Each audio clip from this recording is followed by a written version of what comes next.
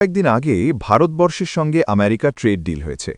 তাতে আমেরিকা ভারতের ওপরে 18% ইম্পোর্ট ট্যাক্স লাগিয়েছে এবং বাংলাদেশের সঙ্গে 19% ট্যাক্সের চুক্তি হয়েছে। এটা আপনি অনেক জায়গায় শুনতে পাবেন যে ভারতের থেকে বাংলাদেশের ইম্পোর্ট ট্যাক্স বেশি। মোদির ভয়ে ট্রাম্প কাঁপছে, কিন্তু এটা সত্য নয়। আসল তথ্য জেনে রাখুন। ভারতবর্ষের সঙ্গে যে 18% ইম্পোর্ট ট্যাক্সের চুক্তি হয়েছে, তার সঙ্গে আরেকটিও চুক্তি হয়েছে। সেটি হচ্ছে আমেরিকার কৃষি পণ্য ভারতে বিক্রি করতে দিতে হবে। কথাটি শুনতে হয়তো সামান্য লাগলেও একটু বিস্তারিতভাবে যেতে গেলে অনেক বড়। যেমন, এই চুক্তির পরে আমেরিকা তার কৃষি উৎপন্ন চাল, গম, বিভিন্ন শস্য, তেল এবং দুধ ভারতে বিক্রয় করতে পারবেন। এর ফলে ভারতের কৃষি নির্ভরশীল 50% মানুষ অর্থনৈতিক দিক দিয়ে পিছিয়ে পড়বে। একটি উদাহরণ দিয়ে বলি, বর্তমানে ভারতে যে দুধ উৎপাদন হয় তার যা দাম, তার থেকে আমেরিকার থেকে আমদানি করা দুধের দাম অনেকটা কম হবে। 30 থেকে 35 টাকা লিটার দুধ বিক্রি হবে।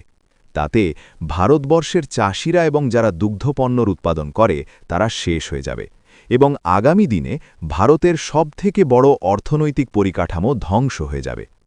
অন্যদিকে বাংলাদেশের সঙ্গে যে চুক্তি হয়েছে তাতে শর্ত রাখা হয়েছে, বাংলাদেশ আমেরিকাকে যে পণ্য বিক্রয় করবে সেটির 19% ইম্পোর্ট ট্যাক্স দিতে হবে।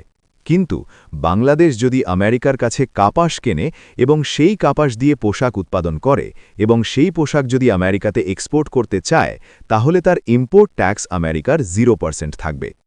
আপনাদের জেনে রাখা ভালো, এতদিন বাংলাদেশ ভারতবর্ষের কাছ থেকে কাপাস তুলো কিনত, কিন্তু আমেরিকা তথা ডোনাল্ড ট্রাম্প সেটিও বন্ধ করে দিল।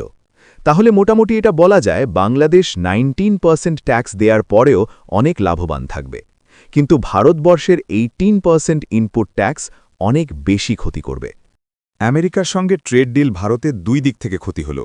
প্রথমত, ভারতে দেশের কৃষকদের পণ্যের কোনো মূল্য পাবে না এবং এতদিন যে কাপাস বাংলাদেশে বিক্রি করত সেটাও বন্ধ হয়ে গেল।